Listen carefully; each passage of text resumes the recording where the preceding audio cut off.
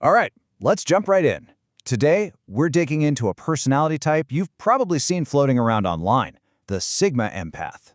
We're going to unpack what the source material from Empaths Refuge says about them, and, maybe more interestingly, what they claim happens when you push one way too far.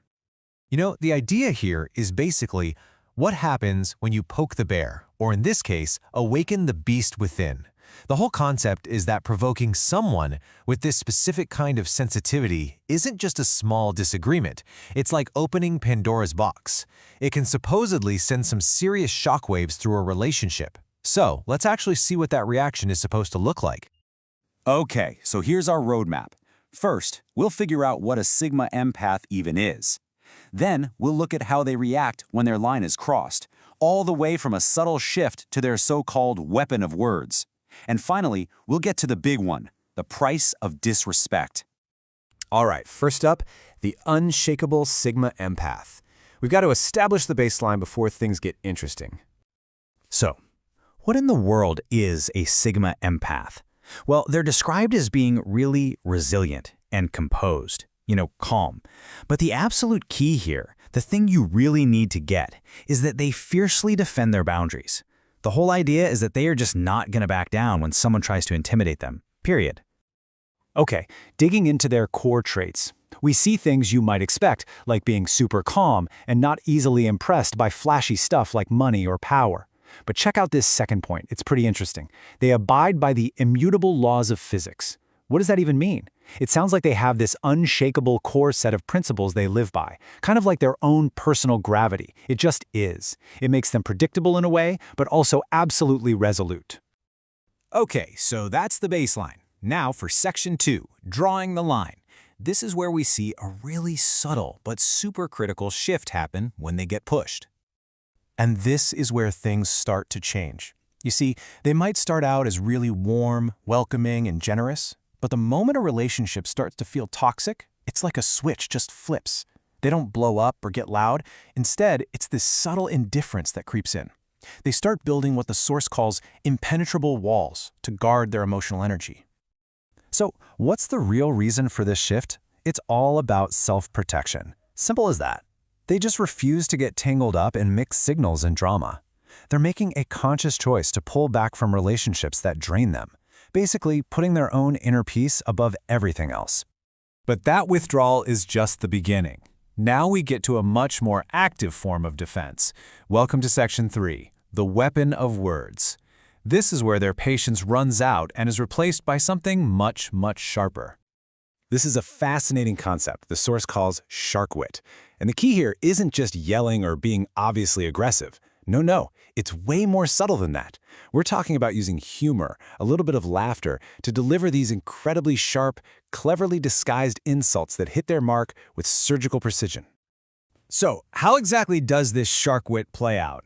Well, it's often done in public, which is a key part.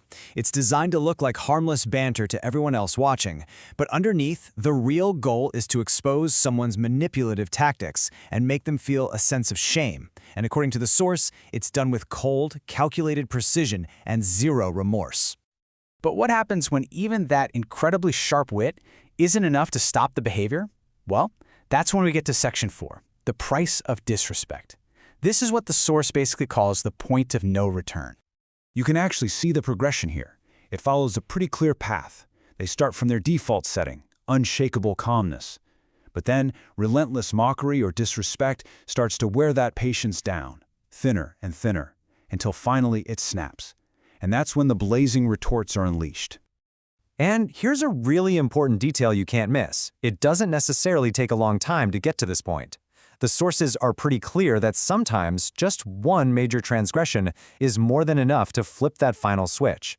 Their fuse for this kind of thing is way shorter than you might think. So what does this unleashed state actually look like? Well, the consequences can be pretty severe.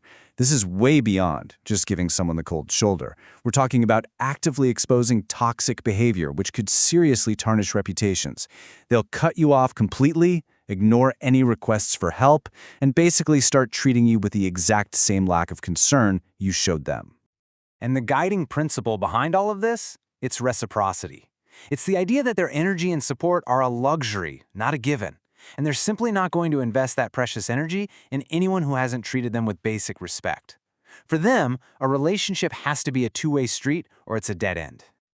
Okay, let's wrap this up. That brings us to our final section, a final word on empathy. This is where we get to the ultimate takeaway from this whole concept. And this is where we find the core justification for all of this, and it's a little counterintuitive.